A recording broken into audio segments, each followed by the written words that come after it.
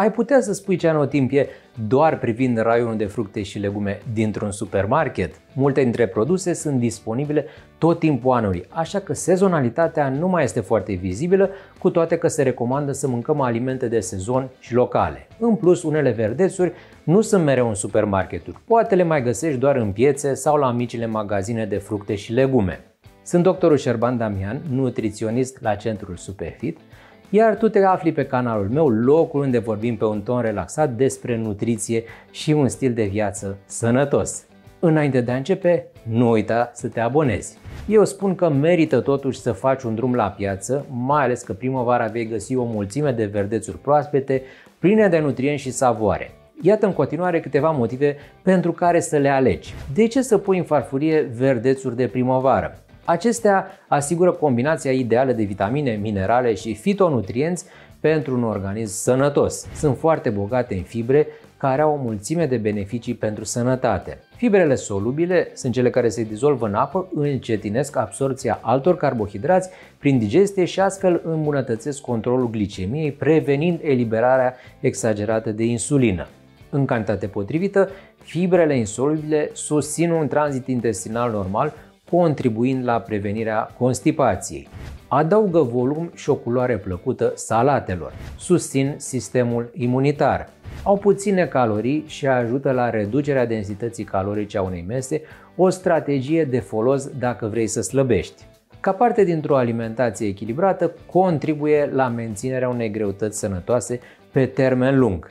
Conținutul ridicat de antioxidanți și fibre reduce riscul unor tipuri de cancer și boli cardiovasculare. Se pot consuma crude sau gătite în multe feluri de mâncare, inclusiv de către vegani, vegetariani sau cei care țin post. Dacă te-am convins să pui pe listă verdețurile de primăvară, am pregătit și câteva sugestii. Unele dintre aceste verdețuri sunt foarte cunoscute, în timp ce pe altele poate nu le-ai încercat niciodată, nu știi cum arată sau le confunzi cu alte legume. Nu-i nimic, e momentul perfect să testezi ceva nou. Pentru o mai bună organizare, înainte să le cumperi, gândește-te cum le vei prepara. Le vei pune într-o salată alături de alte legume, în ciorbă, în smoothie sau le vei servi ca garnitură. Dacă îți planifici mesele din timp, include-le în rețetele pe care le vei pregăti. În acest fel, verdețurile nu se vor ofili în bucătărie, ci vor fi consumate cât mai rapid. Nu uita să speli bine verdețurile, dar și toate fructele și legumele înainte să le consumi. Verdețuri de primăvară. Salata verde. O prezență clasică mai tot timpul anului, salata verde sau lăptuca este excelentă crudă, asezonată cu ulei, oțet sau zeamă de lămâie și sare. Mănâncă o salată verde înainte de felul principal și te vei sătura mult mai repede, astfel că îți vei scădea pofta pentru felul principal sau desert, care sunt mai calorice. Idee bună, mai ales când vrei să slăbești. Dacă ți se pare că salata verde simplă nu are gust, pune alături un mix de legume proaspete, ridic, ceapă, usturoi, morcovi. Ca să o transformi într-un fel principal, adaugă o sursă de proteine, carne la grătar, brânză, pește și de carbohidrați, orez integral, quinoa, bulgur sau hrișcă. Strecoară câteva frunze de salată verde în sandvișuri sau alături de antreuri. Unele soiuri de salată verde sunt surse excelente de vitamine, dar și de minerale, mangan, crom, potasiu, fier, alături de multe fibre. Ca regulă generală, cu cât este mai închisă la culoare, cu atât salata este mai bogată în nutrienți. Spanacul conține multe vitamine, printre care B9, E, K1, dar și beta-caroten transformat de corp în vitamina A, precum și minerale, magneziu, potasiu și fier. Ca să profiți din plin de acești nutrienți valoroși pentru organism, cel mai bine este să mănânci spanacul crud, de preferat alături de alimente bogate în vitamina C, cum ar fi ardei, zeama de lămâie, pentru a crește cantitatea de fier absorbit. Îl poți consuma în salate de legume, smoothie, sandvișuri, iar dacă vrei totuși să-l gătești, pune-l în sosuri pentru paste, omlete, tarte cu brânză, chivești de legume.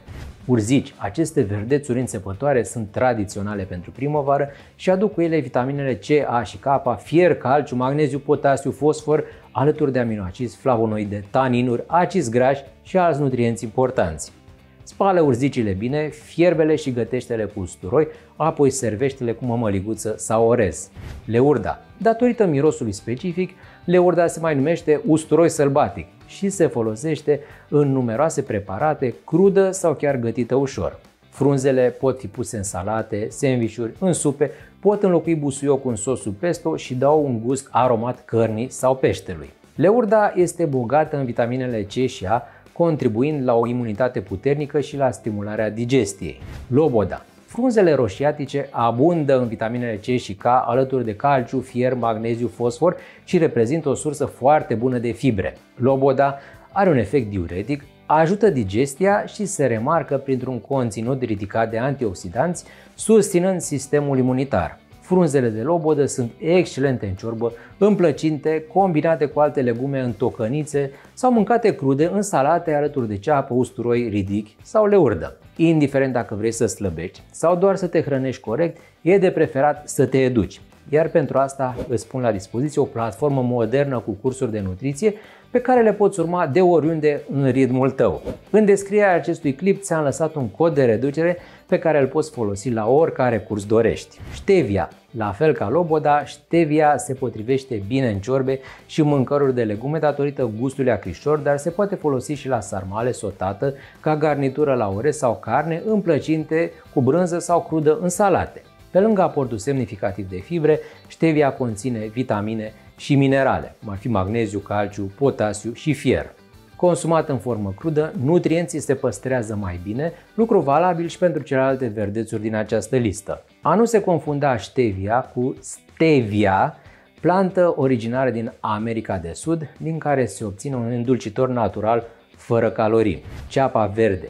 Ce ar fi salata de legume fără ceapă? Ceapa verde are un gust proaspăt și aromat, făcând echipă perfectă cu salata verde, ridichi, brânză, condimente și un dressing de ulei și zeamă de lămâie.